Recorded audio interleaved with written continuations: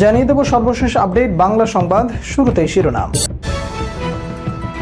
হাসিনাকে গৃহবন্দী করেছে ভারত, সেনাবাহিনীর হাতেই কি আটক হবে দেশ পলাতক হাসিনা? বেরিয়ে এলো চাঞ্চল্যকর তথ্য। 5 মে শাপলা চত্বরে হাসিনার নির্দেশে যেভাবে গণহত্যা চালানো হয়েছিল, পদত্যাগ করে হাসিনা পালানোর পর বেরিয়ে এলো আসল প্রতিবেদন। 15 বছর পর ফাঁস হচ্ছে পিলখানা হত্যাকাণ্ডের আসল তদন্ত রিপোর্ট। যেভাবে ইনস্ট্রাকশন দিয়েছি সেভাবেই কাজ করো, হুঙ্কার দিয়েছিল হাসিনা। আইজিপি মামুন, আইনমন্ত্রী আনিসুল হক, পলক ও জিয়াউল আহসানকে গণভবনে টাকা বিলিয়ে আন্দোলনরত ছাত্রদের হত্যার নির্দেশ দিয়েছিল শেখ হাসিনা, গোপন তথ্য ফাঁস। দর্শক, এতক্ষণ শুনছিলেন সংবাদ শিরোনাম, এবারে বিস্তারিত। একের পর এক বিপদ ঘিরে ধরেছে দেশ পলাতক স্বৈরাচারী নেত্রী শেখ হাসিনাকে। এবার পিলখানা হত্যাকাণ্ডের জন্য ফাঁসলেন চরমভাবে। পিলখানা হত্যাকাণ্ডের সঠিক রিপোর্ট দেওয়া হলে সাবেক প্রধানমন্ত্রী শেখ হাসিনা রিপোর্টটি ছুঁড়ে ফেলে বলেন, কি আবল তাবল রিপোর্ট, যেভাবে ইনস্ট্রাকশন দেওয়া হয়েছে সেভাবেই কাজ করতে হবে। এরপর আবারও প্রধানমন্ত্রী ডাকেন বিডিআর বিদ্রোহের তদন্তের সমন্বয়কারী ক্যাপ্টেন অবসরপ্রাপ্ত ডক্টর খান রফিককে। বিস্তারিত প্রতিবেদন থাকছে। স্বৈরাচারী শেখ হাসিনার মুখোশ উন্মোচন। ঘুম থেকে উঠেই তিনি জায়নামাজ খুঁজতেন, দিনের শুরুটা করতেন নামাজ পড়ে। এমনকি 2009 সালে যখন সরকার প্রধান হিসেবে শপথ নেন, তখন হাতে ছিল তসবিহ। অথচ তার বিরুদ্ধে অভিযোগ উঠেছে সবচেয়ে বেশি আলেমদের দমন নিপীড়নের। তার আমলে নির্বিচারে গুলি করে হত্যা করা হয় মাদ্রাসার শিক্ষার্থীদের। এমনকি বলা হয় দেশের মাদ্রাসাগুলো হয়ে যাচ্ছে জঙ্গি তৈরির কারখানা। সাবেক প্রধানমন্ত্রী শেখ হাসিনার এক সময় ব্যক্তিগত সহকারী মুক্তিযোদ্ধা মতিউর রহমান মিন্টু তার আমার ফাঁসি চাই বইতে লেখেন, শেখ হাসিনার সবচেয়ে বেশি অপছন্দ ছিল নামাজি মানুষ।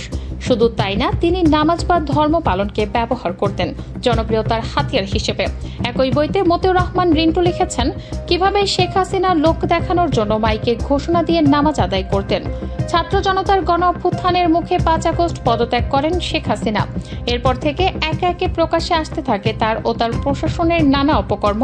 এসব অপকর্মের মধ্যে ইসলাম বিদ্বেষী হওয়ারও বেশ কিছু অভিযোগ সামনে এসেছে।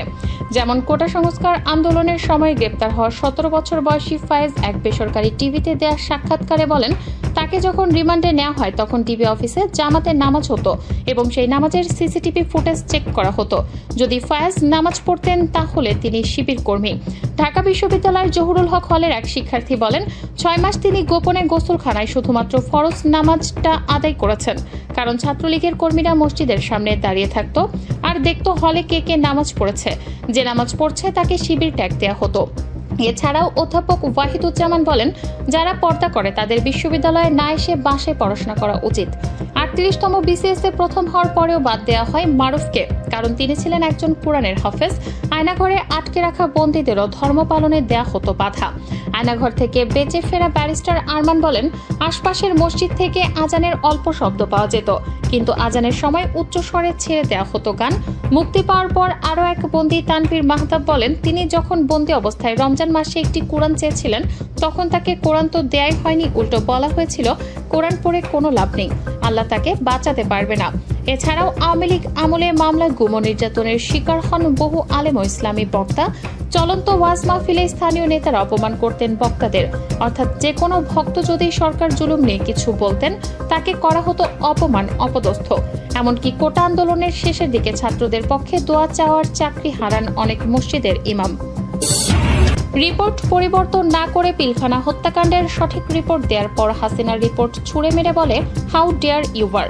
জবাবে তিনি বলেছিলেন, আমার ভাইয়ের রক্তের সঙ্গে বেইমানি করতে পারবো না।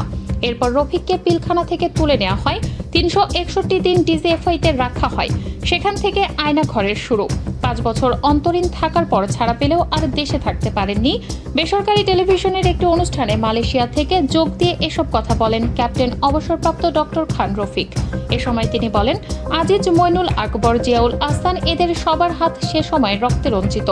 আর পুরো ঘটনার মাস্টার মাইন্ড ছিলেন তারিক আহমেদ সিদ্দিক। এই মেজর জেনারেল অবসরপ্রাপ্ত তারিক আহমেদ সিদ্দিক সাবেক প্রধানমন্ত্রী শেখ হাসিনার নিরাপত্তা উপদেষ্টা ছিলেন। 2009 সালের 25 ফেব্রুয়ারি সূচনা হয় বিডিআর বিদ্রোহ নামে হয় বাংলাদেশের ইতিহাসের এক কলঙ্কজনক অধ্যায়ের। নির্দয় জওয়ানরা একে একে বুক ঝাঁঝরা করে হত্যা করেন 57 জন সেনা সদস্যকে। 25 ও 26 ফেব্রুয়ারি চলাই বিদ্রোহে মোট 74 জন প্রাণ হারান। নির্মম সেই হত্যাকাণ্ডের 15 বছর পর সাবেক ক্যাপ্টেন অবসরপ্রাপ্ত ডক্টর খান রফিক জানালেন, পিলখানা হত্যাকাণ্ড বিডিআর বিদ্রোহ ছিল না, এটা ছিল পরিকল্পিত হত্যাকাণ্ড। কতিপয় সামরিক, বেসামরিক ও রাজনৈতিক নেতৃত্ব প্রত্যক্ষ পরোক্ষভাবে এই ঘটনার সঙ্গে জড়িত ছিলেন।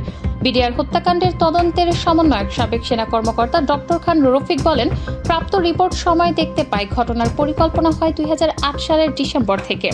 এরপর 3 মাস ধরে 25 ফেব্রুয়ারি পর্যন্ত বিডিআরের 50 জনের মতো সদস্য বিভিন্ন রাজনৈতিক ও বেসামরিক ব্যক্তির সঙ্গে একাধিকবার বৈঠক করেছেন। বিভিন্ন গোয়েন্দা সংস্থা এসব তথ্য জানতে পারেনি, এটা সম্পূর্ণ অসত্য। জেনেও তারা গোপন করেছিল। আওয়ামী লীগের একজন সাবেক এমপি প্রতি শুক্রবার পিলখানা মসজিদে জুমা পড়তে যেতেন। নামাজের পর তিনি সেখানে 1 থেকে 1.5 ঘন্টা বিডিআর সৈনিকদের সঙ্গে মিটিং করতেন। পরে তার বাসায়ও একাধিক মিটিং হয়। সেসব মিটিংয়ে আওয়ামী লীগের আরেকজন সাবেক এমপি থাকতেন।